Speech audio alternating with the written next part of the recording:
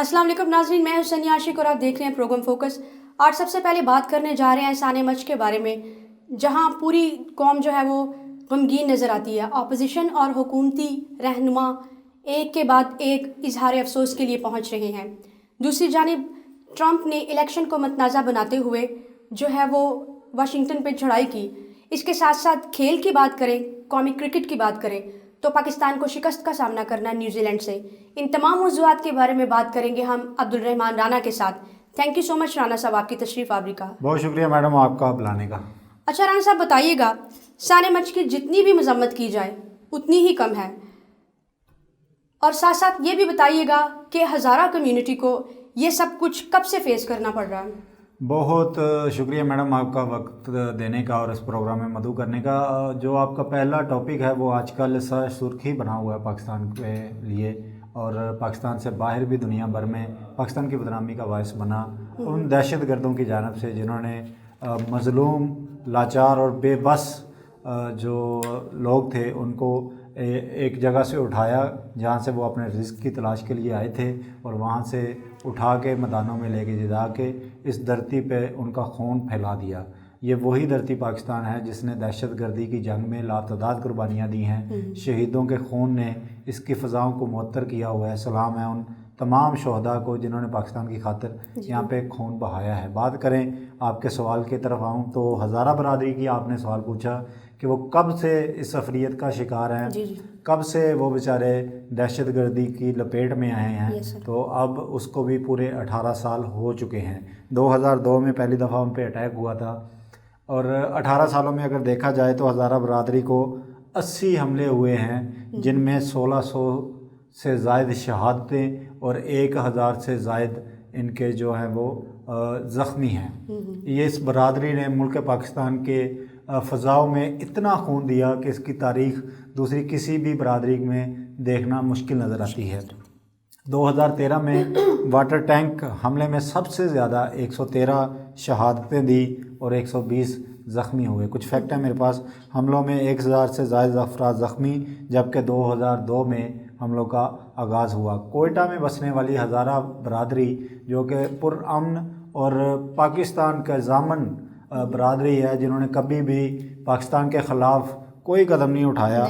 इनको सिर्फ़ जो है ना जी सेक्टरिज्म की तरफ यहाँ सिर्फ जो फ़िरका बदंदी है इसकी वजह से मोड़ के घाट उतारा जा रहा है। 17 बड़े वाक़यात शामिल हैं इन 12 सालों में, 18 सालों में इन पर 17 बड़े हमले हुए हैं। बात करें रिपोर्ट की तो रिपोर्ट के मुताबिक हज़ारा बरादरी पर 2002 से हमलों का आगाज़ हुआ, जिसमें पुलिस ट्रेनिंग स्कूल के 13 कैडेट्स को सरियाब रोड पर दहशत गर्दों ने फायरिंग करके हलाक किया था।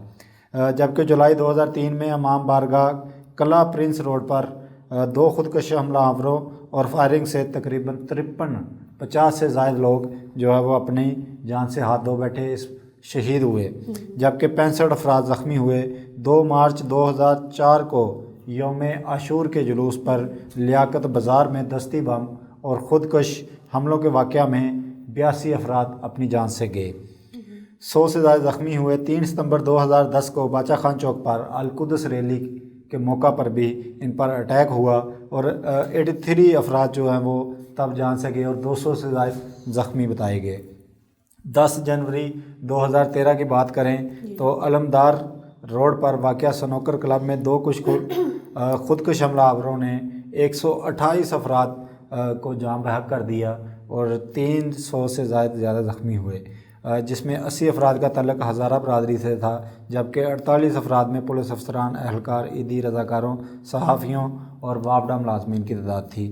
रिपोर्ट के मुताबिक 16 फरवरी 2013 को हज़ारा टाउन करानी मार्केट में वाटर टैंकर खुदकश हमले में 113 अफराद जान बहक जबकि 200 से ज़्यादा ज़ख्मी हुए। तो ये एक तारीख़ है पिछले 18 सालों से कि ये पूरे का पूरा एक मुनज़्ज़म तरीके से इनको टारगेट किया जाता है। बड़ी सर्च है राना साहब आपकी, आपने तो पिछले ईयर्स की भी सारा खोल के रख दिया। देखें ना, इस प्रोग्राम का मकसद ही ये है कि यहाँ पे हक़ाइक़ से मुतालिक लोगों को जो है वो फैक्ट बताए जाएं और बिल्कुल बेपरगी ना छोड़ी जाए। और यहाँ पे एक टीम है जो इसका पूरी रिसर्च पैनल बैठता है, जिसका काम ही ये है कि कौम तक आगाह सारे हक़ाइक़ सामने लाए जाएँ। तो एक दिल खराश तरीन जो है वो ایک تاریخ ہے اس کے پورے پیچھے. اس کا دیکھے جائیں تو ایک پوری ریکی کے ساتھ پاکستان کا امن تباہ کرنے کے لیے ایک نئی منظم سازش ہمارے سامنے آتی ہے, جس کا تانے بانے جو ہیں وہ انڈیا کے ساتھ بنتے نظر آتے ہیں. انڈیا کو پتہ ہے, ہم اپنے پروگرام میں کافی دفعہ کہہ چکے ہیں کہ وہ افغانستان کے راستے پاکستان میں اٹیک کر رہا ہے. اسی وجہ سے پاکستان نے سوچا کہ آفینس لگائی جائے. آفینس بھی لگ چکی, کمپلیٹ ہو چکی, وہ بھی ایک شاہکار ہے. اتنے بڑے بارڈر پر آپ نے آفینس لگا دی تاکہ اس واقعات کو کنٹرول کیا جا سکے. اب بھی وہ علاقے جہاں پہ کلبوشن کو پکڑا گیا تھا, بلوچستان کا وہ ایریا جہاں پہ ہزاروں قربانیاں دی گئی پاکستان کی جانب سے, اور ایک حاضر سروس تاریخ میں وہ بھی پہلی دفعہ ہوا کہ کلبوشن کو زندہ پکڑا گیا, جو کہ اس وقت کا سٹنگ کمانڈر تھا انڈیا کی طرف سے. تو اس ہزیمت کو چھپانے کے لیے, ان کا بدلہ لینے کے لیے جو مودی انتظامیہ ہیں وہ آج بھی پاکستان کو کسی نہ کسی طرح سے جو ہے وہ ڈیمیج کرنے کے درپے ہے, اور یہاں پہ فرقہ واریت کا ناسور پھیلانے کی کوشش جا رہی ہے. لیکن سلام ہے ان تمام محب وطن پاکستانیوں کو جو ان تمام سازشوں کے آگے جو ہے وہ سیسہ پلائی کی دیوار بنے ہوئے ہیں. رانا صاحب, ساری سچویشن پوری قوم کے سامنے ہے, ہر کسی کا دل جو ہے وہ غم میں ڈوبا ہوا ہے. میں آپ سے پوچھنا چاہتی ہوں, وزیر اعظم کو یہاں آنے میں ٹائم تو لگے گا, ظاہری سی بات ہے ایک پورا ملک ان کے ہاتھوں میں ہے. بالکل. تو ان کو بلانے کا مقصد, وہ تو خود کہہ رہے ہیں کہ تدفین کر دی جائے, ریکویسٹ کر رہے ہیں. بالکل.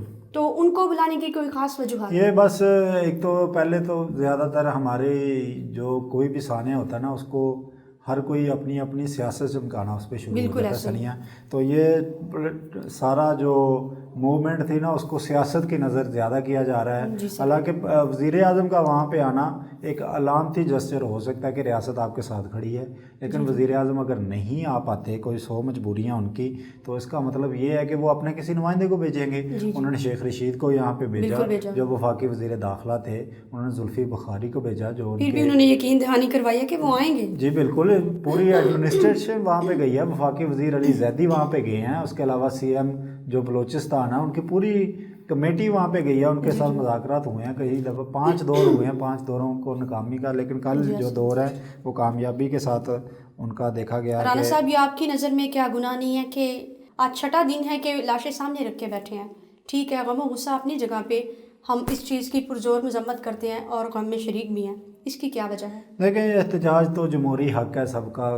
گناہ ثواب کی باتیں اس سے آگے چلی جاتی ہیں. جن کے پیارے بچھڑتے ہیں نا جب, تو ان کا احتجاج کا حق ہے کہ وہ یہ پوچھیں, ریاست سے پوچھیں, سیکیورٹی اداروں سے پوچھیں, وہ یہ پوچھیں کہ یہ کیوں ہمارے جو نوجوان ہیں, جو ہمارے بھائی ہیں, بہن ہیں, باپ ہے, کیوں ان کو اتنی بے دردی سے قتل کیا گیا. احتجاج ان کا رائٹ ہے. میرا خیال ہے ان کو ریاست کی طرف سے بالکل یقین دہانی کروائی جانی چاہیے, اور ان کا دکھوں کا مداوع کرنا چاہیے. مرہم رکھنے کی ضرورت ہے اس وقت, اور اس وقت جو سب سے زیادہ ضروری کرنے کا کام ہے وہ ان کو منا کے ان کے مطالبات پورے کر کے اور اس کے بعد سخت ترین سزا دینی چاہیے ان لوگوں کو جو بھی ملوث ہوں ان میں. صحیح. رانا صاحب, کوئٹہ میں حکومتی اور اپوزیشن رہنما دونوں طرف سے پارٹیز جو ہیں وہ دونوں پارٹیز کے رہنما پہنچے ہیں, تو کون کون سی شخصیات پہنچی اور کیا کہا گیا؟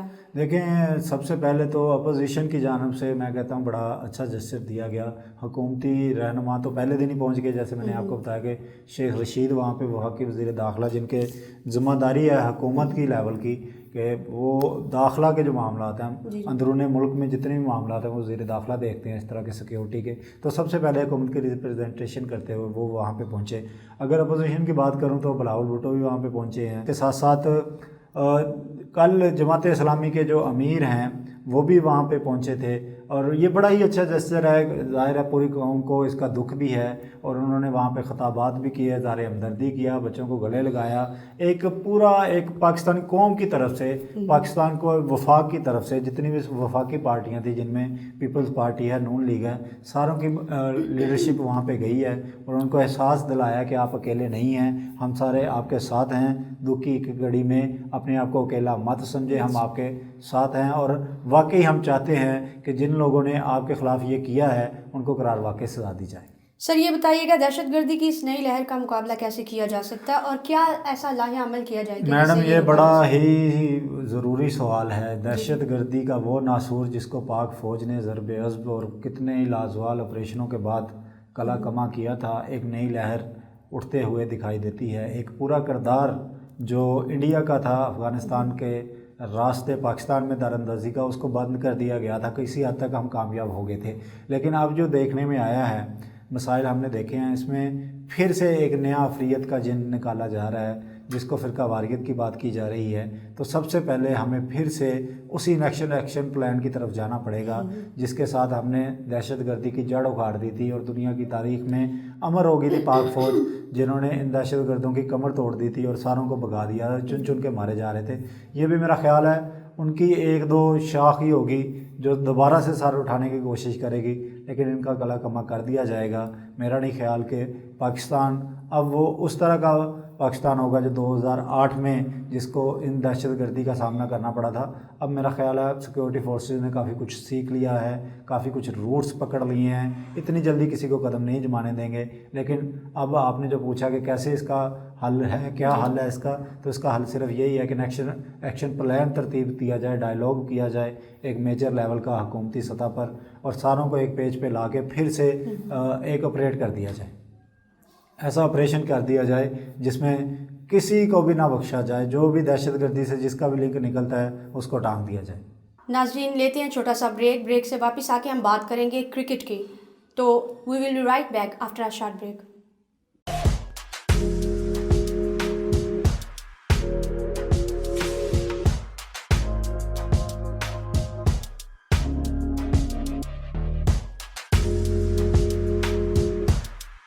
ویلکم بیک ناظرین آفٹر اے شارٹ بریک.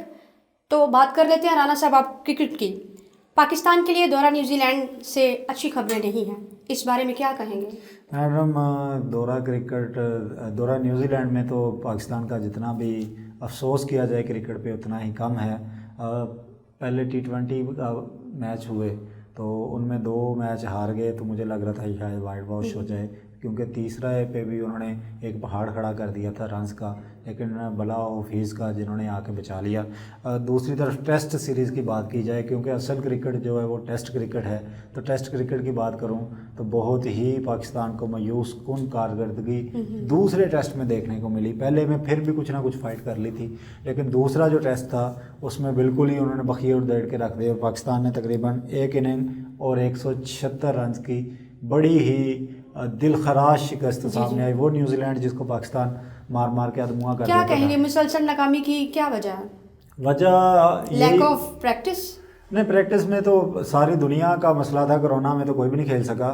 لیکن پاکستان ٹیم کو تو بڑے مواقع ملے ہیں. انہوں نے انگلینڈ میں سیریز کھیلی ہے، اس کے ساتھ ساتھ اگر دیکھیں ہم تو PSL کے بقیہ میچز کھیلے ہیں. پریکٹس کا مسئلہ نہیں تھا، ادھر بھی جا کے نیٹ پریکٹس میں رہے ہیں.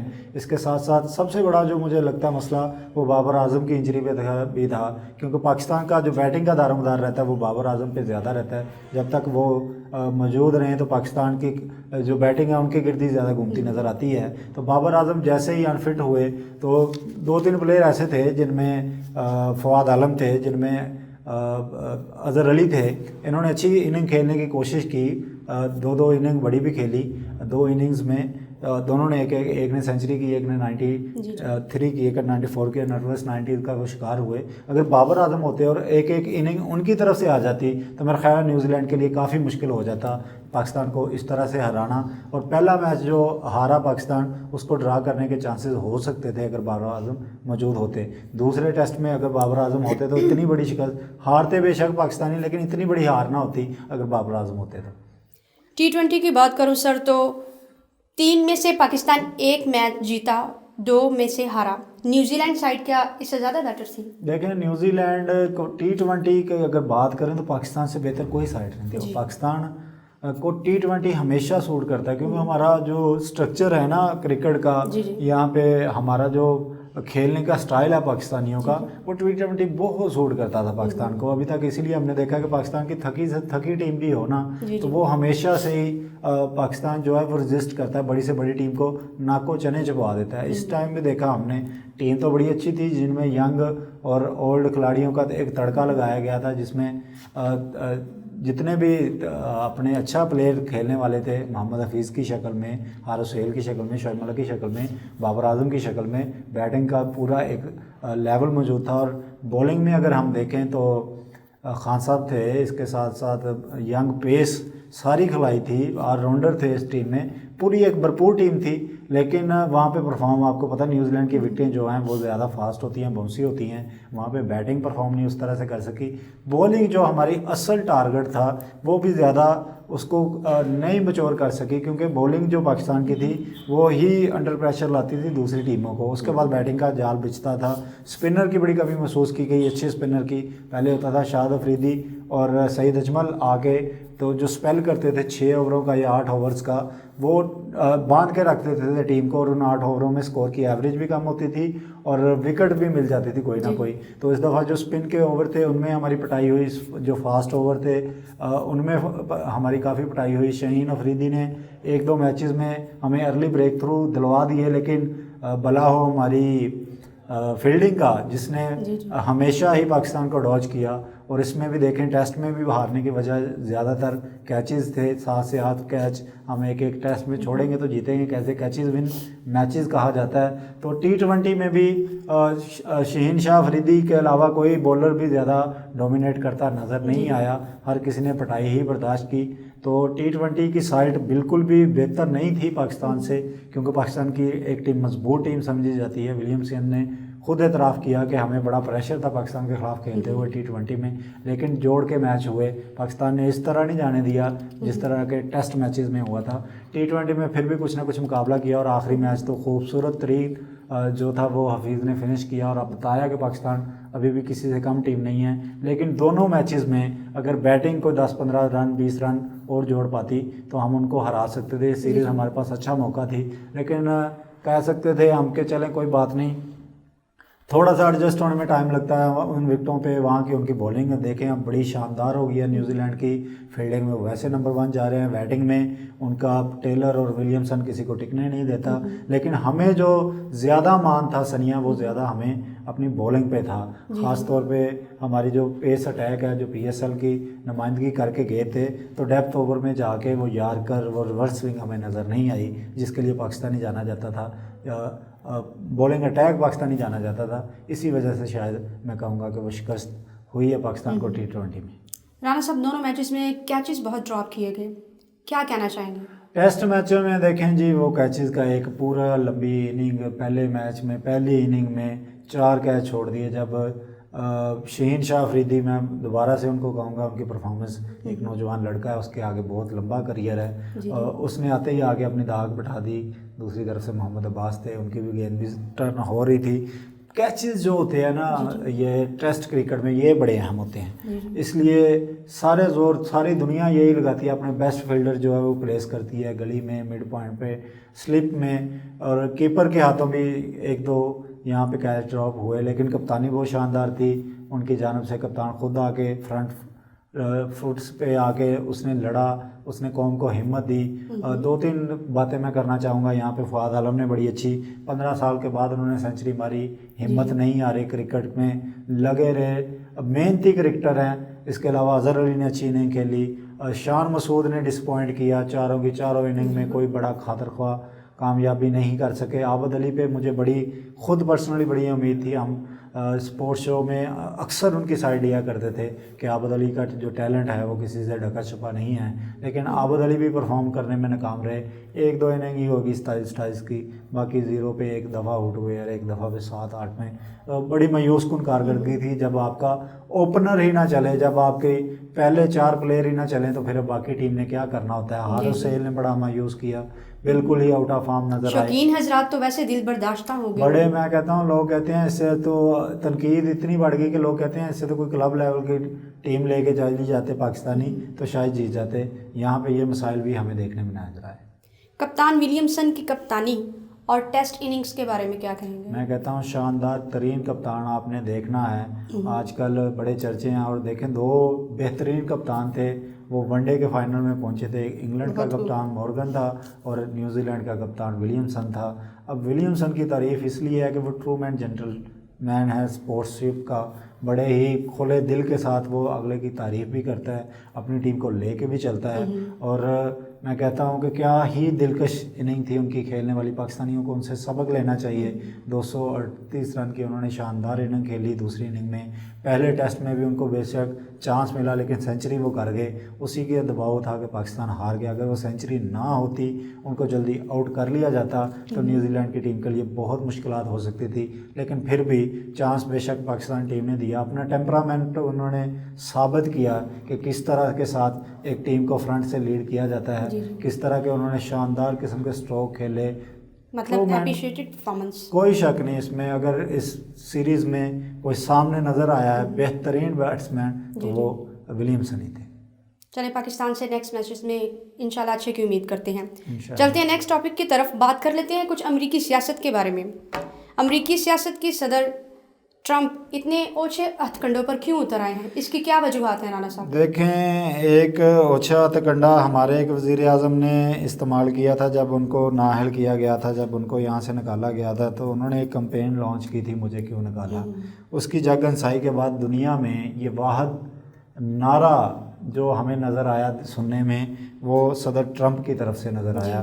اور اگر تو کسی تھرڈ کنٹری میں یہ ہوتا نا سنیا تو کوئی مسئلہ نہیں تھا.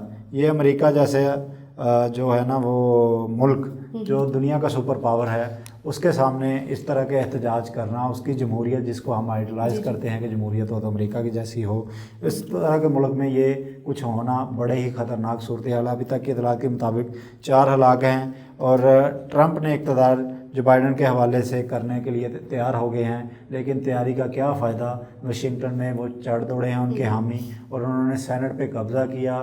کچھ شیطان کے روپ میں نظر آئے, کچھ پریوں کے روپ میں نظر آئے, کچھ جنوں کے روپ میں نظر آئے. مختلف طرح کا انہوں نے کاسٹیوم پہنے ہوئے تھے اور ٹرمپ کے سپورٹ میں اتنے اندھے ہو گئے کہ انہوں نے امریکی سینٹ پر حملہ کر دیا.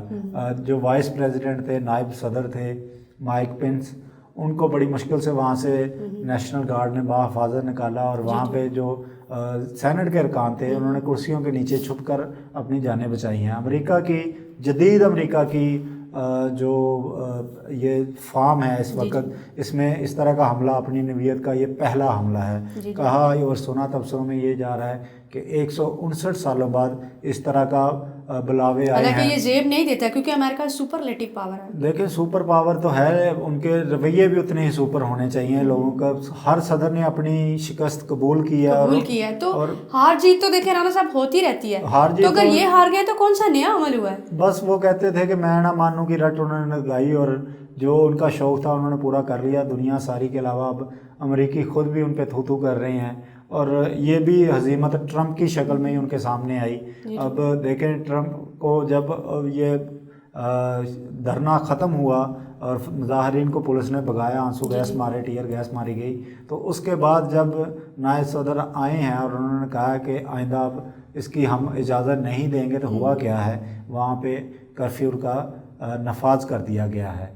پہلی دفعہ وہاں پہ جو نیشنل گارڈ ہے ان کو بلا لیا گیا ہے, اور کرفیو اور ایمرجنسی کا نفاذ کر دیا گیا. اب اگلے 11 روز تک, جب تک جو بائیڈن صدر کا حلف نہیں اٹھا لیتے, تب تک ان کو جو ہے وہ ایمرجنسی میں واشنگٹن کو گزارنا پڑے گی. ایمرجنسی لاگو کر دی گئی ہے. اس کے ساتھ ساتھ سوشلی بائیکاٹ کیا جا رہا ہے ٹرمپ کا, فیس بک, اور اس کے ساتھ ساتھ انسٹاگرام پر بھی پابندی عائد کر دی گئی ہے. فیس بک کے جو اونر ہیں مارک زکربرگ, انہوں نے بھی یہ کہہ دیا ہے کہ ہم اس طرح کے بندے کو پلیٹ فارم نہیں دے سکتے, اس لیے ان کا اکاؤنٹ کم سے کم 1 ہفتہ تک تو بند رہے گا. دیکھیں آپ امریکہ کے صدر ہیں, سیاہ سفید کے مالک تھے, آپ میں حوصلہ بھی اتنا بڑا ہونا چاہیے. اگر آپ یہ والا الیکشن ہار گئے ہیں تو زیادہ محنت کرتے, لوگوں کا دل جیتتے, اگلے الیکشن میں پھر کامیاب ہو جاتے. اور امریکہ کا تو اقتدار اتنا لمبا بھی نہیں ہوتا, 4 سالہ اقتدار کے بعد ان کی پھر الیکشن آ جاتے ہیں,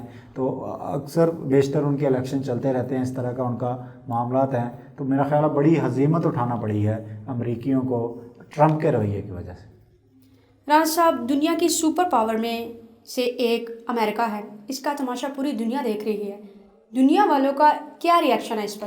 دنیا ہل کے رہ گئی ہے جی. دنیا کا ریئیکشن بڑا عجیب و غریب سامنے نظر آیا. اس میں سب سے پہلے تو جو اس کی مذمت کی ہے بھرپور وہ برطانیہ کے وزیر اعظم نے کی ہے، بورس جانسن صاحب نے، اور انہوں نے کہا کہ اس طرح کے رویوں کو بالکل بھی برداشت نہیں کیا جا سکتا۔ کینیڈا نے اور اس کے علاوہ یورپی یونین کے سارے ممالک نے اس کی مذمت کی ہے اور ٹرمپ پر زور دیا ہے کہ اس طرح کے اونچے ہتھ کنڈوں سے باز آئے۔ اور یہ جو دنیا کو ایک خوبصورت چہرہ دکھایا جاتا تھا امریکہ کا کہ بڑی شاندار جمہوریت ہے، یہاں پہ تسلیم کیا جاتا ہے، اس پہ دنیا پریشان ہوئی ہے کہ یہ ساری دنیا کو کیا میسیج دیا گیا ہے۔ تو تمام عالمی رہنماؤں نے اس کا جو ہے نا وہ مذمت کی ہے، اور دنیا بھر سے ٹرمپ کے خلاف غم و غصہ پایا جا رہا ہے، اور جمہوریت کے جو دیوانے لوگ ہیں وہ سارے یہی چاہتے ہیں کہ انتقال جو اقتدار کا ہے وہ پرامن ہونا چاہیے بجائے کہ لڑائی کی۔ میرے ذہن میں رانا صاحب اپنے پی ڈی ایم کو لے کر اور ٹرمپ کو لے کر سیم سچویشن مجھے نظر آ رہی ہے، وہ بھی ایسے ہی ہیں، سیم جو ہے وہ ہار ماننے سے انکار ہے، پورا ہار ماننے سے انکار ہے۔ دنیا بھر کے مبصرین یہ بھی کہہ رہے ہیں، جیسے بی بی سی کے اینکر نے انٹرویو لیا نا اسحاق ڈار کا، تو انہوں نے کہا کہ یورپی یونین کہتی ہے کہ شفاف ترین الیکشن تھے اور آپ نہیں مانتے، انہوں نے کہا جی ہم نہیں مانتے۔ اسی میرے خیال میں جو بھی ہارتا ہے وہ یہی کہتا ہے کہ دھاندلی ہوئی ہے۔ دھاندلی نہیں، یہ بس کچھ جماعتیں ایسی ہیں، جیسے ٹرمپ کا دماغ ایسا ہے، ٹرمپ کا سارے جانتے تھے کہ اسی طرح سے وہ بھونگیاں مارتے رہتے ہیں۔ تو ٹرمپ تھے ادھر نواز شریف صاحب تھے کہ میں نہیں مانوں، اگر میں ہار گیا ہوں تو پھر دھاندلی ہوئی ہے، اگر میں جیت گیا ہوں تو شفاف ترین الیکشن تھے، یہی سامنے آیا ہے ہمارے۔ ناظرین، اس کے ساتھ ہی ہمارے پروگرام کا وقت ختم ہوا چاہتا ہے۔ رانا صاحب آپ کی تشریف آوری کا بہت بہت شکریہ۔ اس کے ساتھ ہمیں اجازت دیجیے، نیکسٹ ویک میں ملیں گے، تب تک کے لیے اپنا خیال رکھیے، اللہ حافظ۔